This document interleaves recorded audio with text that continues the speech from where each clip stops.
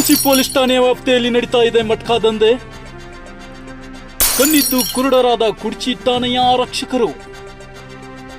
ಸುಮಾರು ವರ್ಷಗಳಿಂದ ನಡೀತಾ ಇದೆ ಈ ಮಟ್ಕಾ ದಂಧೆ. ಸಂಬಂಧಪಟ್ಟಂತಹ ಆಯಾ ಬೀಟ್ಗಳಿಗೆ ಗೊತ್ತಿದ್ದರೂ ಸಹ ಕ್ಯಾರೆ ಅನ್ನುತ್ತಿಲ್ಲ.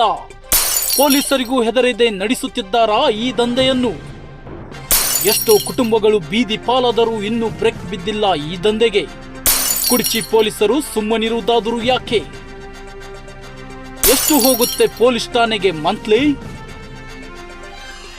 ಎಷ್ಟೇ ದೂರು ಕೊಟ್ಟರೂ ಸಹ ಕ್ಯಾರೆ ಅನ್ನುತ್ತಿಲ್ಲ ಯಾಕೆ?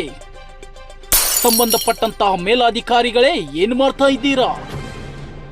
ಮಟ್ಕಾ ದಂಧೆಗೆ ಕಡಿವಾಣ ಹಾಕಲು ನಿಮ್ಮಿಂದ ಸಾಧ್ಯವಿಲ್ವಾ? ಮೊರಬ್ ಗ್ರಾಮದಲ್ಲಿ ಎಗ್ಗಿಲ್ಲದೆ ನಡೀತಾ ಇದೆ ಈ ದಂಧೆ.